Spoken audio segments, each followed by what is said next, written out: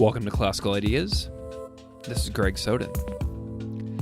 As a teacher of high school religious studies in the United States, a huge area of interest of mine is the idea of religious freedom as it's enshrined in the nation's founding documents. This concept matters for how I discuss every religion in an American classroom.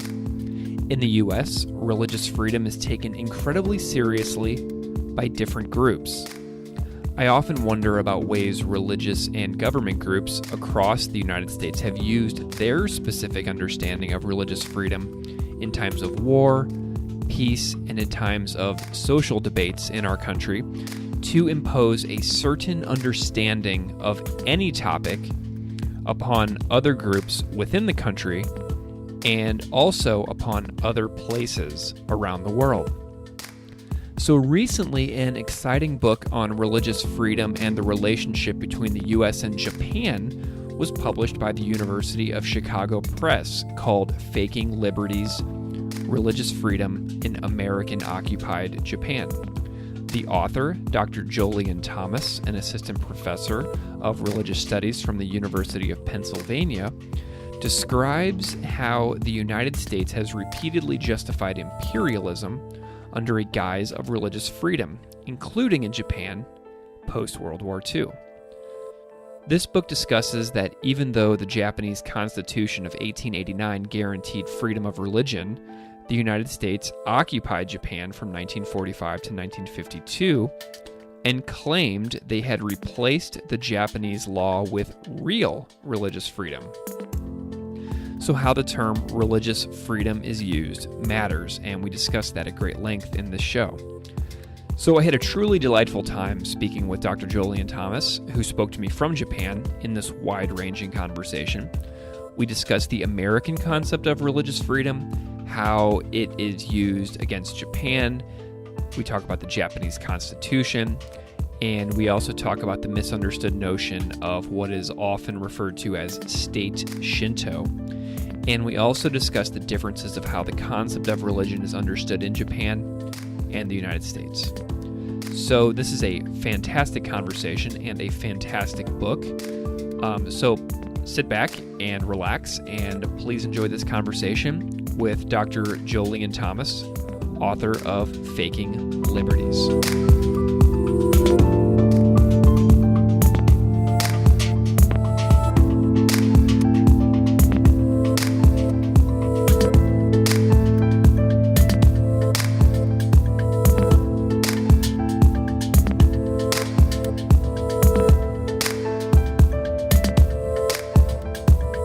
Welcome to Classical Ideas. I'm here today with my guest, Dr. Jolyon Thomas. Dr. Thomas, thank you so much for coming on the show.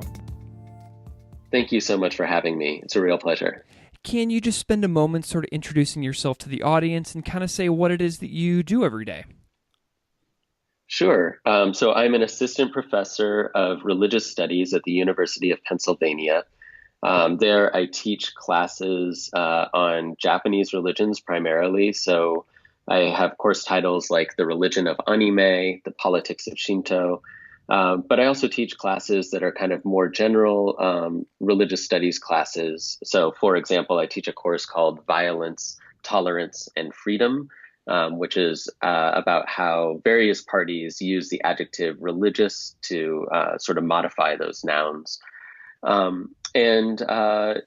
a researcher, I do research on a few different things. I sort of spend some time looking at things like popular media, especially manga and anime. So that's comic books and cartoons. And I also spend time doing research on things like religion in politics and law. So I've spent a bit of time working on religious freedom. And currently I'm living in Japan doing research on a new book that's about education, public schooling, and religion. Fantastic. Can you tell me a little bit about your backstory for how you came to love Japan? Because you've done so much work on Japan and you currently live there, and I want to visit there so badly. How did you come to love Japan? Sure. So there's a long story and a short story, but I'll give the sort of medium version. So the Japanese government has been doing these sister city exchange programs for quite some time. And I happened to grow up in Des Moines, Iowa, which has a sister city, Kofushi. It's a kind of in central Japan. So the sister cities are often matched as being in similar sorts of locations or having similar sorts of characteristics. Iowa is a predominantly agricultural state. Yamanashi Prefecture is predominantly agricultural, and Kofu and Des Moines are kind of like relatively large cities within those kinds of states or prefectures.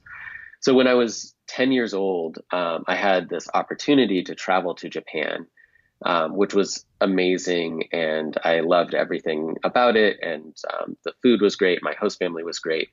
And so when I came back from Japan, apparently the first thing that I said to my parents when I returned was, "Can I go back?" So Japan clearly left a major impression on me, but I kind of forgot about Japan for many years, and didn't spend much time thinking about Japan.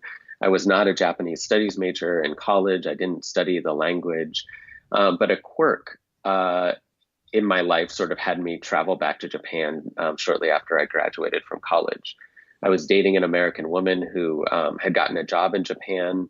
I was suddenly desperate to leave the United States. And when she moved to Japan, then it sort of provided this opportunity for me to make a major life change. So I moved to Japan. The relationship didn't last, but I developed a new relationship, which was a love of Japan and the Japanese language. And so that began what is really, that was almost 20 years ago, 18 years ago. And I've been coming back to Japan regularly for, a year or more at a time since. Wonderful. I grew up in Missouri, so not too far away from you. And when I was 14, I actually got to go to the UK on like a school trip. And I was over there for about 2 weeks. And that sort of instilled in me a lifelong love of the UK. And I actually wound up teaching at a high school in the UK about 10 years ago. And it's kind of like, so your story resonates with me so closely because I've had a very similar experience of growing to love another place as well. So thanks for sharing that. Yeah, that's cool that we have that in common. I love it. And, in Des Moines and St. Louis, I mean, it's, not that far away, and it's a fairly similar lifestyle, so that's pretty cool. I love that. You have become a scholar of Japan over the years, and we're here today to talk largely about your new book from the University of Chicago Press, which is called Faking Liberties, Religious Freedom in American-Occupied Japan. So the book is out now, relatively recently, you're correct? Yes, just within the last month or so. Excellent. Well, congratulations on that release because that is got to be a humongous feeling of accomplishment and a giant weight off your shoulders, I would imagine. Yeah. Yeah. Thank you so much. It's really nice to have it out there in the world. And we've got some mutual friends in common too, and I know that you've been currently on a thorough book tour of conferences and speaking events, and I've been following a little bit about it online. Like our mutual friend Anne Gleig, who's the author of American Dharma, she posted some pictures on Twitter, and she said that Jolyon Thomas is blowing minds at this conference. And then I noticed you did an event with another mutual friend, Duncan Rukin Williams, who was on the show recently. And so it just sounds like it's just been a fantastic experience. Can you tell me a little bit about some of the times you've had since the book came out?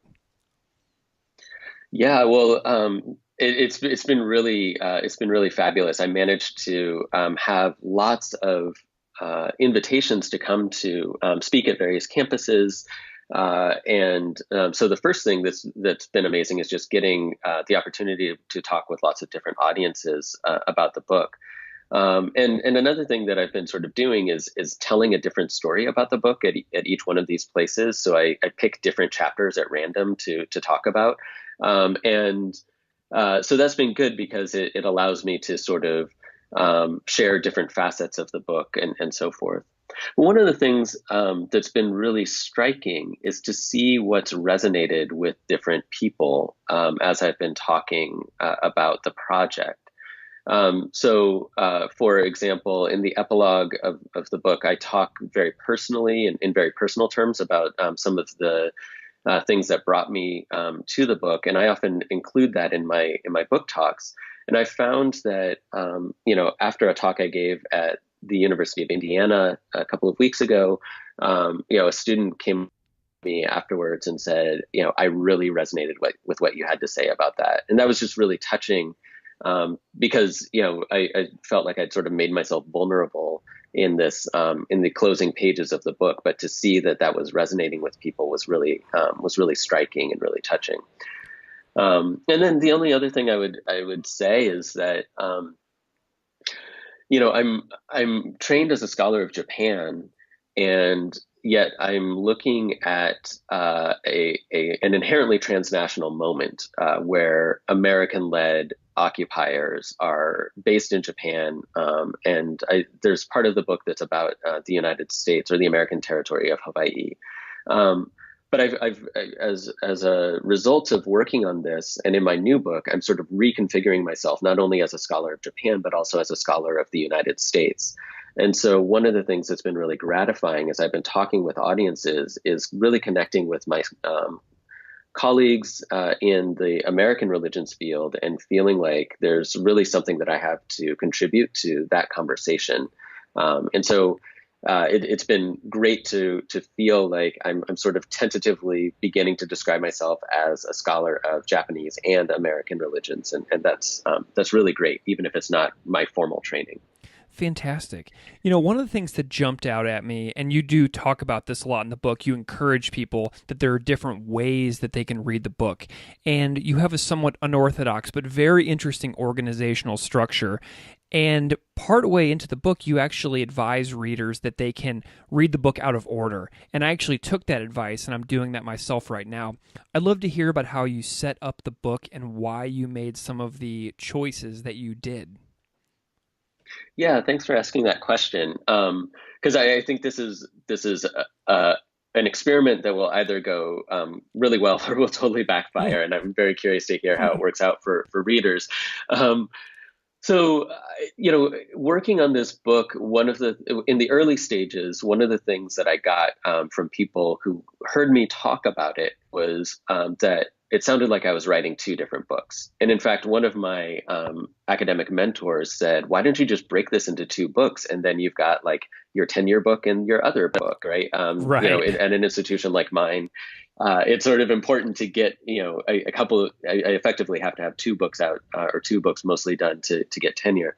So there was this very pragmatic decision where I could have taken what is now the first half of the book and written that, and then taken the second half of the book and written that and published them as two separate books. But I was convinced that the story wasn't complete without the juxtaposition. So the first half of the book looks at what's going on with discourses about religious freedom from mostly in the period from 1890 to 1945. And then the second half of the book looks at discourses about religious freedom during the occupation. So that's 1945 to 1952. And then traces some of the ramifications of decisions made during the occupation through later decades.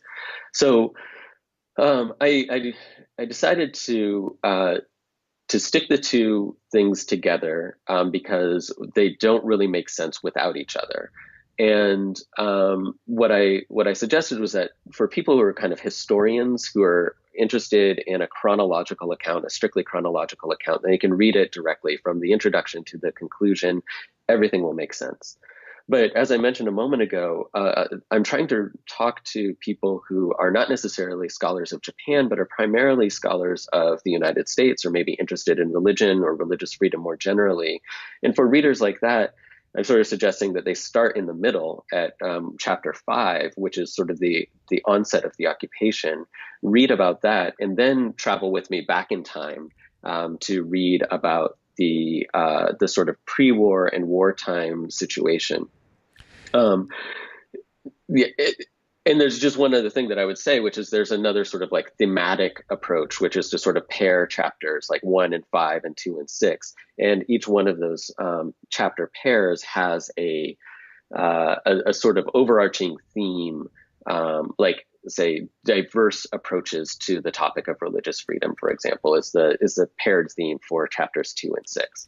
Well, something that I would say about that is that since I'm not a scholar or historian specifically, I'm just somebody who's interested in these topics, the fact that you encouraged the reader to go about it in the way that seems most appropriate for them, that opened this book up to me in ways that may not have been able to be possible if you hadn't put that in there. So I, for one, am very appreciative of your efforts to go above and beyond and try something slightly out of the ordinary. That's really great to hear. That's very gratifying. I hope that other readers also have that experience. Can we go down a rabbit hole of religious freedom for a couple of minutes? Yeah, of course. Awesome. Okay, that's what this book's all about. Yeah. So this is so. By reading this book, I am appreciating, mostly for the first time, this very full picture that you are painting regarding the tension between religious freedom as an abstract ideal versus guaranteeing that freedom in practice. So near the end of the book, you make some points about what freedom means, and you suggest that freedom and the guaranteeing of freedom might be somewhat paradoxical. Can you elaborate on that? What do you mean by this? Because this is really striking to me as I'm reading this book and thinking about these things for the first time.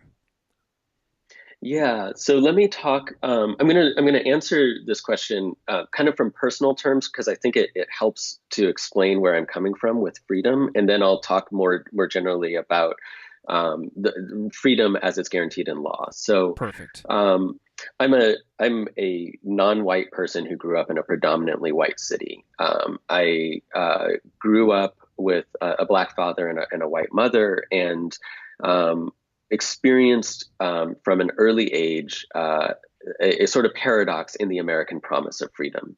My ancestors arrived in the United States not as pilgrims, but as cargo in the holds of ships. And for a long time in law, they were treated as less than human or insufficiently human.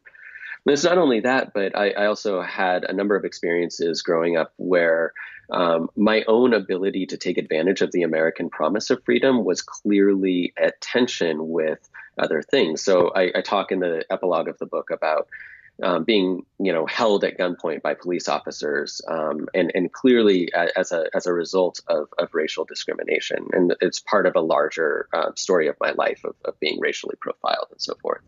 So the point here is that as much as we talk about America as being the land of the free or whatever, that freedom isn't free. And I don't mean that in the way that that some people mean, where freedom has to come with the blood of patriots and so forth. But I mean that freedom comes a lot easier to some people than to others in a place like the United States. And I think that we must attend to that tension, first of all, in terms of the kind of abstract ideal of freedom.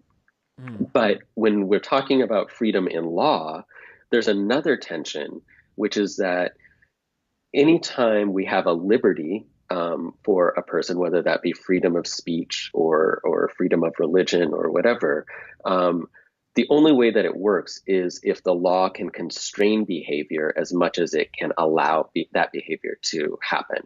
So one person's freedom of speech depends on the power of the law, often law enforcement, to guarantee that freedom of speech exists. So we see that when we have police officers protecting, say, like white supremacist rallies. Mm-hmm. And one person's freedom of religion may be perfectly permissible until it crosses a line. So we can think about groups that practice plural marriage, sometimes groups that practice plural marriage that involve underage spouses, right? So then there's always a place where the state will step in and say, we need to protect this minor or this person from these people who might be preying upon them. I think that's totally reasonable, right? But it does mean that freedom always comes with contradictions. So sure, there's going to be some place where the coercive power of the state has to be balanced with, individual liberties. So we want individuals to flourish, but we also need society to flourish. And there's going to be some balance between those things that has to be struck. Right. So, you know, and I'm Yeah, thinking go ahead. too, because if there is a freedom of religious practice in some way, that will inherently possibly anger somebody else who feels that their freedom is being infringed, and then a law gets passed to protect one or more of those or both of those groups, and then there are new pieces of legal work that people can then sift through to find a window into how legalese can be upheld or struck down. So it's just very jarring for me to read all of this, because it just shows you, like you said, it like kind of puts the notion of freedom isn't free squarely in your face, but it means so many different things than what we might hear of in the past in other ways that term was used. Yeah, and I think that you put your finger right on the main point, which is that we tend to assume that the law is sort of absolute or unchanging, but laws change both by being revised or interpreted. And so we have different stakeholders who will take a concept like religious freedom, and they will sort of recode it or reconfigure it so that it privileges their own interests. I think that we've seen a lot of that in the United States in recent decades, as well as across the history of the United States. But we also see that in Japan, and we see people who are trying to say that this thing counts as religion and that thing doesn't count as religion. And the only thing that gets religious freedom is the thing that somebody has coded as religious. So I'm interested as a scholar of religion in that sort of both rhetorical move and I think it's a tactical move of getting political advantage. Okay, so let's tie Japan in here now, because that's where we're getting to in this conversation. So, knowing all of that and knowing the complexity and the challenges of practical versus abstract idealism and religious freedom, now I want to know a little bit about the 1889 Japanese Constitution, about religious freedom and what kind of guarantees pre World War II Japanese society had regarding religious freedom. Yeah. Okay. So religious freedom enters Japan in the mid 19th century as part of a diplomatic package, basically. Japan is establishing new diplomatic relationships with the United States and several other European countries. And one of the things that happens is that guaranteeing religious freedom comes to appear as part of a set of civilized practices. And Japanese political leaders in the late 19th century are really interested in presenting Japan as being civilized, just like the United States or just like the UK. Okay, so we've got this external pressure to make sure that Japan has religious freedom, and that manifests itself in this 1889 Japanese constitution, which is modeled sort of on a German / Prussian model of law, as well as a sort of like constitutional monarchy thing. So Article 28 of the Meiji Constitution, as it's known, includes a guarantee of religious freedom that says, I'm paraphrasing here, but Japanese subjects shall, to the extent that it doesn't infringe on their duties and subjects, and to the extent that it doesn't infringe on peace and order, they shall enjoy religious freedom. So it's qualified, but it's qualified in exactly the way that we were just talking about, that the Constitution was trying to make it explicit that there is a place where people might cross the line, where religious freedom might infringe on public order. And so the framers of the Constitution are trying to be clear about that. But what's striking to me is that there is that the Meiji Constitution is very clear about guaranteeing religious freedom, and its religious freedom guarantee looks a lot like the religious freedom guarantees in other constitutions that were being created at around the same time. Not only that, but it's actually relatively liberal compared to some European constitutions that were made at roughly this time. So, for example, it does not designate a national religion, and it does not designate any particular religion as being forbidden. So if we look at roughly contemporaneous constitutions in the countries of Western Europe, we see some of them designating Judaism, for example, as being a forbidden religion so Jews don't get rights. And so the Meiji Constitution, by contrast, actually looks quite liberal. Like other sort of constitutional monarchies, it does designate the emperor as being sacred and inviolable. But that's very similar to the language that appears in other constitutional monarchies, where they're trying to use the idea of sacrality to endow the political figurehead with some sort of power that goes beyond the mundane. So that's, in a nutshell, what's going on with the Meiji Constitution. Was there religious or spiritual diversity in Japan around the writing of the 1889 Japanese Constitution? Like, is there any data showing like what the religious landscape was like in the country pre-World War II? Absolutely. It's a very complicated question, in part because the concept of religion was still somewhat in flux. So let me just say that there's this major political transition in 1867, 1868, and when the new state, the Meiji state, comes into effect, it's not too much of an overstatement to say that a huge concern of the part of the leaders of the Meiji state is to try and figure out how to distinguish religion from politics and religion from education. And so there are a lot of fits and starts, a lot of trial and error that happens in rapid succession over the last several decades of the 19th century. Now, I'm saying all of this to say that depending on which of these decades you look at, you might find something being coded as religion or as not religion. Okay. So we have across Japanese history from the 6th century, we've got Buddhism as a strong presence in the Japanese landscape. By the late 19th century, we have many different Buddhist sects that are the dominant, they collectively represent the dominant religion of Japanese people. We also have Shinto shrines, which are sometimes coded as being, and in fact, the Meiji state sort of settles by the time of the Constitution on coding shrines themselves as being non-religious, kind of like civil institutions or civic monuments, kind of like the Washington Monument or the Lincoln Memorial. And then, but you also have a sort of brand of Shinto called sect Shinto, where you have groups of people who are devoted to particular Shinto kami or deities. There's Christianity. A lot of intellectuals convert to Christianity in the late 19th century. So there are a lot of people with political clout who are Christians. And then there are a number of other religious practices, smaller groups that may be led by charismatic leaders based on healing practices and so forth.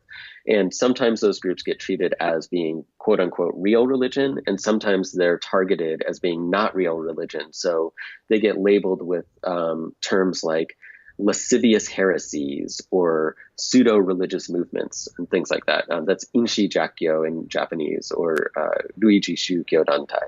So there's an incredible diversity going on in Japan, but effectively we could say that Buddhists come to kind of dominate the discourse about what counts as real religion, while Shinto priests, I should say shrine priests, are caught in this sort of legal limbo where they're not really supposed to be doing religion, but many of them are still engaging in rituals that a lot of people would say looks a lot like religion.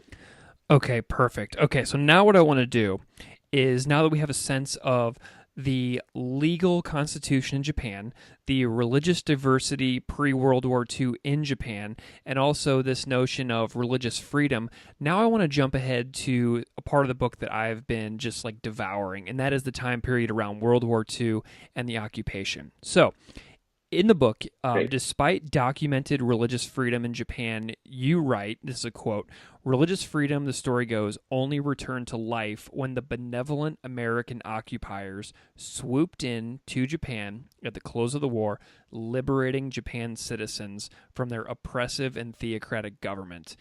And that quote stands in fairly stark contrast to everything you just said about the reality on the ground in Japan. So I guess this would be a good time as well to describe the concept described thoroughly in the book as state Shinto, about which I have many, many questions. So can you describe a little bit about what state Shinto is? Because it frankly kind of sounds a little made up and interesting. Right. So there's this story that the occupiers told and that still is repeated over and over again in Japan and the United States and elsewhere today. And the story is what you read from the book just now, which is that Japan was utterly bereft of religious freedom. The occupiers often said that the Meiji Constitution only paid lip service to religious freedom, and that in actuality there was this utter mixing of a total amalgamation of religion and politics. Sometimes people talked about this as emperor worship.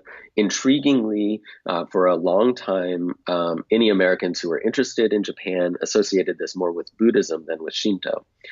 But I'm getting ahead of myself. Let me just say that the in the story, the sort of received narrative is that we should call this state Shinto. So it is a type of religion that's fused with politics.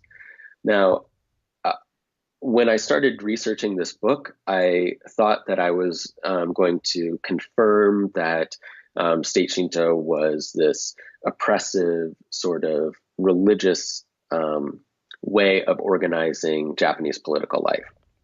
I no longer agree with that. And in fact, I wrote the book to sort of tear apart the concept of state Shinto because I think it sort of gets in the way of what was actually happening on the ground. So state Shinto was not, I want to be really deliberate here. I argue effectively that state Shinto is not what we thought it was. What I'm not saying is that Japan was not oppressive or anything like that, but I am saying that the occupiers had a project, and their project was to promote religious freedom in Japan. That was their primary objective when it came to religion. But then there's this sort of change of hands at the State Department, and with it comes a very abrupt announcement that happens on American public radio, where this guy, John Carter Vincent, says, we're going to get rid of national Shinto. This is the first time that the occupiers who were stationed in Japan heard of this policy. So what they're sort of forced to do is to think through this question of, well, what is national Shinto and how might that be contrasted with Shinto as sort of an individual creed. So they have to make that distinction first. They also have to think about something else, which is a job that I would not want, which is how can an occupying army go about abolishing a state religion while also promoting religious freedom?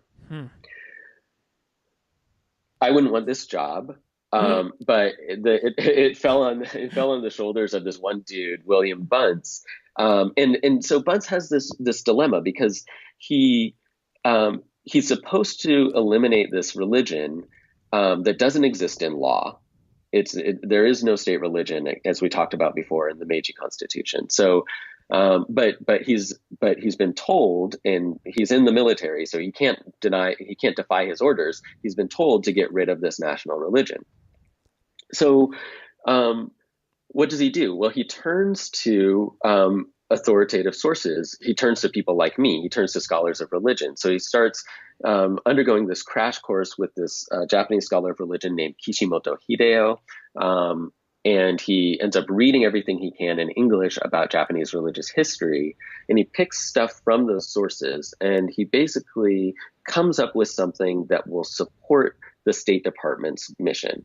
So he says, Japanese Japanese political life has been dominated by this religion. The religion is bad. It's a cult as opposed to being a real religion. So we're going to get rid of that, but then we can save the good part of it. So I argue in the book that basically, and I should say that Bunce used the term state Shinto. He borrowed this term from religious studies scholars, but he used this term state Shinto to identify this what he would call a cult as opposed to a religion. So I found this really interesting. Yeah, go ahead. Because he's got like this predetermined conclusion in mind because he's been ordered to have a predetermined conclusion, but all the while he's actually undertaking a legitimate study to understand what religion is like in the very country that he's seeking to come to a predetermined conclusion on. Yeah, it's and I really want to stress here, like, Bunce was incredibly conscientious. He was clearly uncomfortable with his project, but he had no choice. Mm-hmm. And so he ended up kind of, determining he had no choice about what the conclusion was, but he did have some agency in terms of shaping the narrative. So I think that the best thing that he could do was to try and say, religion as it is, or Shinto as it is practiced by most Japanese people, is actually innocuous. It is a relatively safe religion, but in order to do that, he had to cordon off this other part and say this is bad. And one of the things that I argue in the book, and I want to stress here, is that we tend to think about this as being about religion, but I think it's actually about secularism. It's actually about the process and the sort of ideology of separating religion from the state or religion from politics. So what Bunce was identifying as being sort of like a bad religion is actually a bad secularism. He's trying to say they don't separate religion from politics properly, but we do. When they don't separate religion from politics, we're going to call that state Shinto. When we separate religion from politics, we're going to call that religious freedom. So religious freedom appears as or state Shinto appears as the sort of foil for the religious freedom, which is really what Bunce is interested in. Bunce wants to promote religious freedom as he understands it. Okay, that is really interesting. Okay, so now, say you, Jolyon Thomas, say you're doing research right now, and I'm curious what it would be called if you had a decision in mind for what you wanted your book and research to demonstrate, and then you went out and found all the research and shaped what you found around what you already decided would be in your results category in like your next paper or book. Like, what is this comparable to what Bunce has to do in, what would he be called in like modern day academia? Yeah, well, there are a number of different words that we use for describing this sort of thing. And it kind of depends on which field you're in. But like for an historian, what Bunce is doing is he's basically making a presentist narrative. So he is saying, I need to identify what's going on right now, and he kind of reconfigures the historical facts so that they come to explain the present. But this is also akin to the sort of what do you call it? Like the ideological axe grinding that we see with some sort of ideologically driven think tanks and so forth, where it's called research, but really what we have is a promotion of a particular worldview. Is there a particular word that you have in mind? No, I don't. But one thing that I really admire about your writing of the book is that I can see you sort of changing your mind on certain topics as the book goes on. You know what I mean? Like, I feel like you're not. I feel like you actually put a few moments in there where you sort of like have recognized when you've actually changed your own mind on stuff within the book? That's very astute reading. I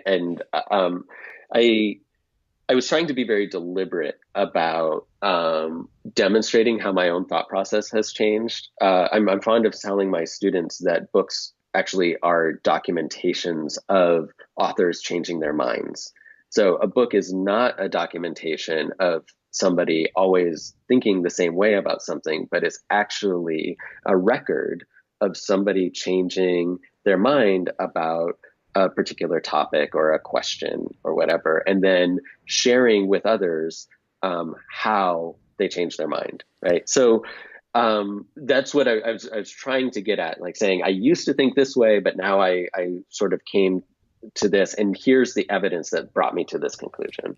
It's really awesome. And so to get back to kind of like what we were talking about, so I can hear some listeners thinking, but what about the veneration of the emperor or the idea that Japan was a divine nation? What would you say to like maybe a skeptical listener or a skeptical reader? Yeah, great question. Really important. So one of the things that I argue, especially in chapter 1, is that the Meiji, what I call the Meiji constitutional regime, was characterized by a separation of religion from politics. But that's not to say that all of the irrational or empirically unverifiable claims were removed from politics. Far from it. And I think that this is true not only of pre-war and wartime Japan, but also of virtually every other secularist state that exists today or has ever existed. I think that we build political commitments and realities around some things that are just empirically unverifiable. So under the Meiji constitutional regime, I think this idea that the emperor is the descendant of deities gets taken as being effectively a fact, a historical fact, not a fiction. What I'm trying to say is that we could call that religion if we wanted to, and there are plenty of people who have done so. But in law, that was taken, because it was taken as fact, it was taken to be true, legally true. And so it makes more sense to think about how that operated as a secular system rather than as a religious system. So I'm not denying the veneration of the emperor or this widespread idea that Japan was a divine nation. I'm saying let's think about those things as operations of secularism rather than as operations of just religious thinking. I think that will be counterintuitive to some people. I also think that there are going to be some people who just will not agree with me on that one. But I think that it comes into relief when we think about things like American currency having the words "In God We Trust" on it, or the making of "In God We Trust" the national motto, or adding the words Pledge of Allegiance to, or adding the words "Under God" to the Pledge of Allegiance. There are a number of ways that the United States has also built these sort of, to use a problematic term, like sacralized statements into the fabric of political and economic life, and we take those things for granted. In many respects, and they may, but also they are capacious, essentially empty phrases that people can put whatever they want to in. So some people who have very strong religious commitments, when they hear "one nation under God" or "In God We Trust," that means something very specific to them. And other people will be like, "Oh yeah, that's just kind of like an abstract way of saying we're all in it together," or whatever. And I think that we could assume the same was true of Japanese people under the Meiji Constitution. Okay, so speaking of terminology, jumping off of what you just said, it seems to me that when Bunce and company in the United States would say things like religious freedom to the public, that can really, it means something different to everybody, and it can mean whatever Bunce really kind of wants it to mean, because there's almost no way that Americans at that time would know that state Shinto wasn't really a real thing, and that religious freedom existed in Japan before World War II under the Meiji Constitution. What's the lesson here that we should learn? Mm. Yeah, really interesting question. So I I think the first thing is that Bunce I think Bunce genuinely believed what he was doing. I think that he thought that state Shinto was real, Oh, okay. and I think that he also thought that religious freedom was real. I mean, he was, like I said, he was a very conscientious man, but I don't think he was dissembling. I don't think he was like lying to people. I do think, however, that he had a particular political project as a member of an occupying army, and that project was to provide religious freedom to these people who allegedly did not have it. This is a longstanding American conceit, by the way. We still see it today, that we have religious freedom and other people don't. But one of the points of the book is that if you want to make that kind of claim, then you have to invent religious freedom over and over and over again. You have to do so by saying this thing, like what these people are doing over here, that's not religious freedom. What we're doing over here, that is religious freedom. And over the course of American history and in American foreign policy, often the religious freedom that's been promoted has tended to privilege Protestant Christian understandings of religiosity, and occupied Japan is certainly a case in point. But what Bunce is saying, and the way that the American press picks up on Bunce's project, is to basically say, yes, we did it. We finally drew the line between, what I'm thinking of a Time magazine quote from the time. And so it's like, this is the first official U.S. attempt to draw the fine line between social propaganda and genuine religious doctrine, right? So there's this notion that we're the American experiment with religious freedom, as some people are fond of saying, is not only happening in the United States, but that it's actually being exported to other places. And so, one of the points that I'm trying to say is that Bunce wasn't dissembling, but we as Americans, now speaking as an American, I think we owe it to ourselves to look back at these moments and to think about, did we tell ourselves a false story about what we were doing? And I think that's a really crucial aspect of understanding the politics of religious freedom in America, past and present.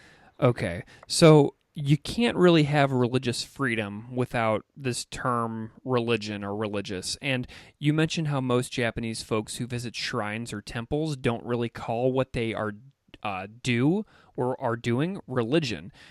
Is there like a way that casual listeners can understand the difference of what this term religion means in Japan compared to what we might understand it as in another way?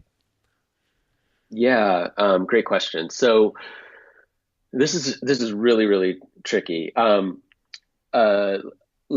say that, first of all, the concept of religion enters Japan relatively late, and it enters Japan as part of this diplomatic package that I mentioned early in our conversation, where religious freedom comes into Japan, and with it comes this notion of religion. And then Japanese people who are trying to write these treaties with people like the Americans are sort of like, well, what is religion? What do the Americans mean by that?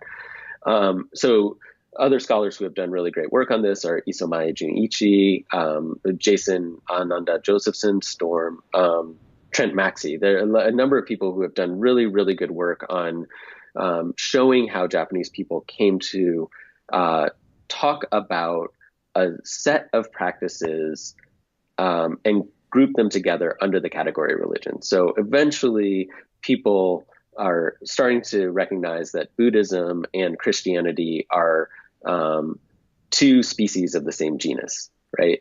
That was not necessarily a foregone conclusion before the late 19th century. After the occupation, this concept of religion has been solidified, but then people are still a little bit uncomfortable about whether what they're doing when they visit a temple or when they visit a shrine actually fits with what the occupiers have described as religion. So in the second half of the book, I talk a lot about how the occupiers are trying to reconfigure religion and trying to convince Japanese people to think of religion as being individualistic, private, a matter of personal choice, and exclusive. So you only do one thing at a time. But that's not the way that most Japanese religious practice works. For the vast majority of Japanese people, they might go to a Buddhist temple on one day and go to a shrine on another day. A lot of people will only think about visiting a temple or a shrine either as part of an annual cycle of rituals, like cleaning family graves, for example, around the time of the two equinoxes, or when they need something. So I just bought a new car and I want to make sure I don't get into an accident. I drive up the hill and I receive a little amulet from the Shinto priest, just in case, right? So that doesn't match very well with American or Protestant Christian understandings of religion. I'm not saying that all Americans are Protestant Christians, just to be clear, but right. In America, there's this sort of dominant notion of religion is like, it's one religion per customer. It's private. It's about what you believe. And in Japan, that's not the way that most people understand how they engage with shrines and temples. They would think, well, this is what I do, or the belief sort of appears temporarily and then recedes into the background again. I think this is one of the things that makes Japan particularly fascinating for a scholar of religion.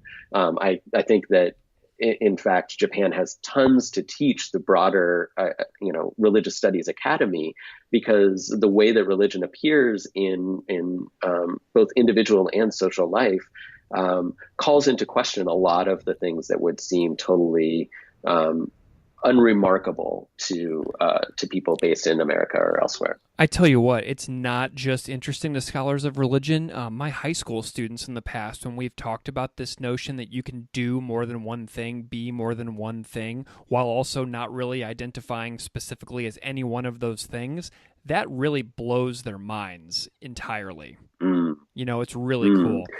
So you talked a lot about sites as well. Just now, about shrines and temples.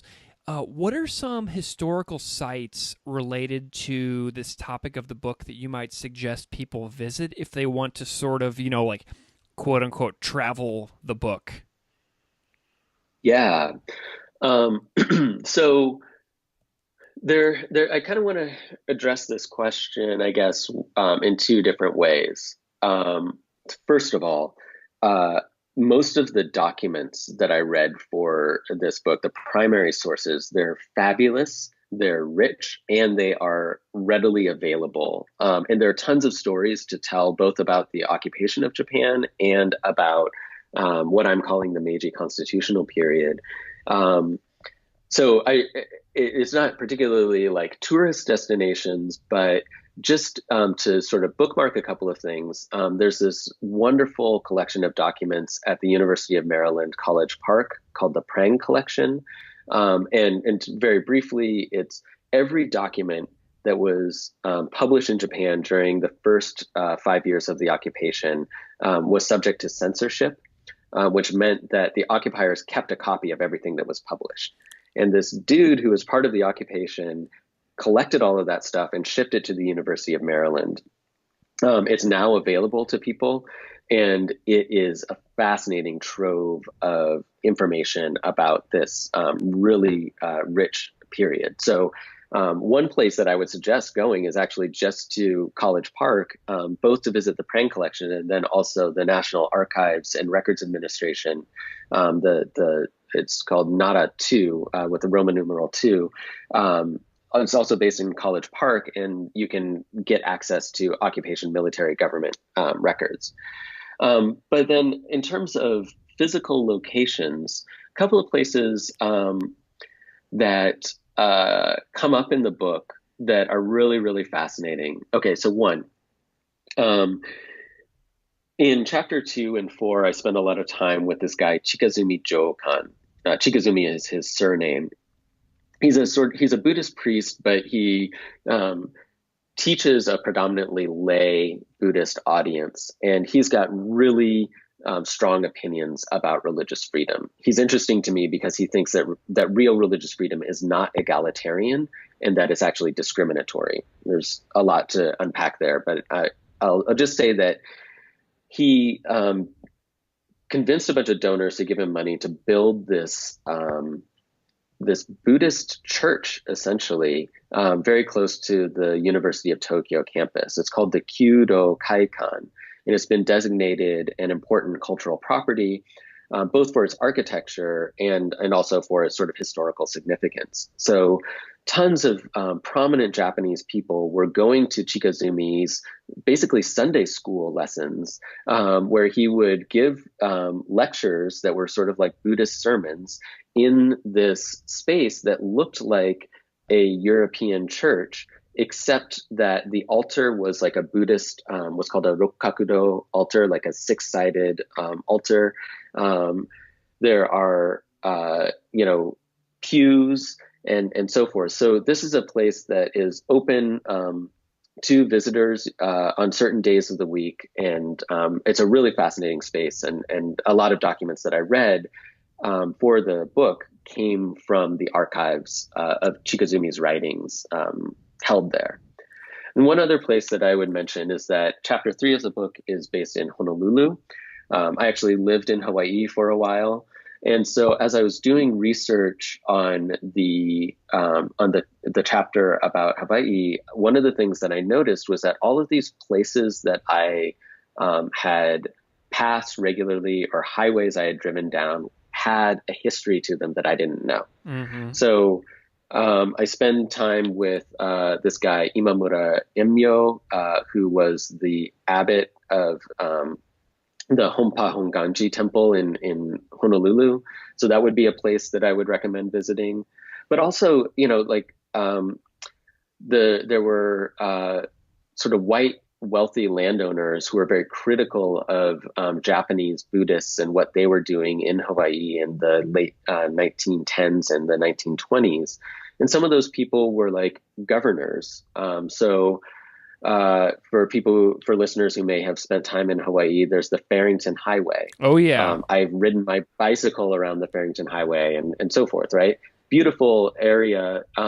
But when you go to the historical record, you find Wallace Farrington saying some really atrocious, very racist things about Japanese people. And so it's interesting to sort of think about traversing that highway and then think about what this man was saying about what needed to be done to preserve the sort of racial hierarchies that dominated the plantation economy of Hawaii in the 1920s and so forth. So those are just a couple of places that have come to have different significance for me as a result of reading this book. Writing this book, I should say. You are never going to believe this, but I used to live on Farrington Highway. Oh, no way. Yep. I lived at the YMCA Camp Erdman at Kaina Point. Yes. And on Farrington Highway and outside of Waialua and Mokulea. So I used to have a driver's license, a Hawaiian driver's license, and my address was on the Farrington Highway. So you just completely blew my mind. That's amazing. And so you'll know from that area, there's also the Dillingham Airfield. Yep. And Dillingham is also a person who appears in in chapter 3, who's giving testimony to the U.S. House of Representatives about how Japanese laborers are a problem because their religion makes them insubordinate, and that they need to be sort of replaced with preferably white people from Southern Europe or whatever. But of course, like Negroes are not going to work. It's an amazing sort of window into the utterly racist viewpoint of the early 20th century territorial Hawaii. Well, you've just given me some things to think about on my next visit. Nice. Yeah. Well, Jolyon Thomas, I know you have a super fantastic, busy schedule coming up in the next couple of weeks, promoting the book, continuing your on the lecture circuit. Where can people find you if they want to know more about you and follow your work? So first thing is that I am a fairly active person on Twitter. I can be followed there at JolyonBT. That's JOLYONBT. I tweet a lot about stuff that's going on with Japanese religion and politics and pop culture. And then I have a website that I update very regularly. It's Jolyon, JOLYON Thomas Research. That's all one word, ThomasResearch.org. So those are the best places to find what's going on. And like I said, I update the website quite regularly, and I'm constantly using Twitter as a procrastination tool. So you can find me on there quite a bit. Man, ain't that the truth? I get that so much. Okay, well, Dr. Jolyon Thomas, University of Pennsylvania, author of Faking Liberties. I am so delighted to have had you on the show because you have connected to my own life in many ways. And so this has been truly a pleasure, sir. Thank you so much for coming on the show. No, thank you so much. I really enjoyed our conversation.